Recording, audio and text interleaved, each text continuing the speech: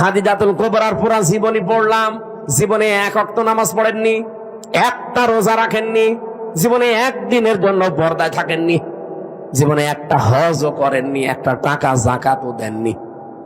কিন্তু তাকে আমার আল্লাহ নিজে সালাম পাঠিয়েছেন।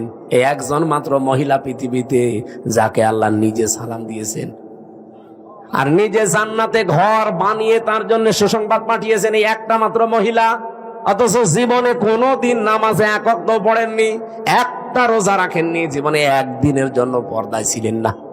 কারণ কি? কারণ এগুলো সব নাজিল হয়েছিল তার ইন্তেকালের পরে। কিছুদিন আগে আমির হামজা এক জায়গায় ওয়াজ করছে যে মা খাদিজা এক ওয়াক্ত নামাজ পড়েনি, মা খাদিজা একটা রোজাও করেনি, মা খাদিজা একদিনও পর্দার মধ্যে ছিল না, মা খাদিজা হজও করেনি, একটা টাকা যাকাতও দেয়নি, তারপরও আল্লাহ তাআলা তাকে সালাম দিয়েছে, বেহেশতের মধ্যে আল্লাহ একটা ঘর বানিয়ে দিছে। এইটা আমির হামজা বলার পরে ফেসবুকে সেই সমালোচনা। যারা জানে না তারা তো সমালোচনা করবেই। এখন কতগুলো ফেসবুক মুক্তি হচ্ছে, জোরে কোন কথা ঠিক কিনা? এখন এইটা দেখে কেড়ে খাদিজার শানে এরকম বেয়াদবিমূলক উচ্চারণ করলো। আসলে মা খাদিজা কখন মারা গেছে আপনারা তো জানা লাগবে। আল্লাহ রাসূল যে মেরাজ করেছেন, মেরাজ করার কিছুদিন আগে মা খাদিজা দুনিয়া থেকে বিদায় নিচ্ছে।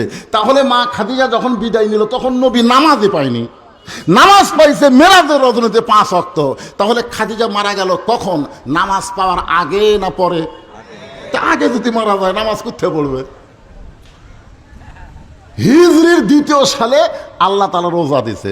নবী মক্কা থেকে মদিনায় হিজরত করার 2 বছর পরে আল্লাহ রোজা ফরজ করেছে। এখন আপনারা বলেন, খাদিজা যখন মারা গেল তার কত বছর পরে? 3 বছর আর 2 বছর, 5 বছর পরে আল্লাহ রোজা দিল। তাহলে খাদিজা রোজা কোথায় করবে? জাকাত আইছে একই, রোজার বছরই জাকাত, তাহলে খাদিজা জাকাত কোথায় দিবে? হজ আইছে একেবারে হিজরতের 9ম বছরে হজ ফরজ, তাহলে খাদিজা হজ কোথায় পাবে? আপনার বলেন, খাদিজার সময় পর্দার কোনো আইনই ছিল না, তাহলে খাদিজা পর্দা কেমনে করবে? এইগুলো না বুঝে বক্তারও বলা দরকার, বিশ্লেষণ করে ব্যাখ্যা করে। বক্তা হয়তো পরে ব্যাখ্যা করেছে, কিন্তু ওই ব্যাখ্যা পর্যন্ত যায়নি, ওটা আবার ইউটিউবেররা কাটিং করে ছাড়ে দিয়েছে। কি করে ছাড়ে দিয়েছে? কাটিং করে ছাড়ে দিয়েছে। আর জনগণ ওরে বাবা রে,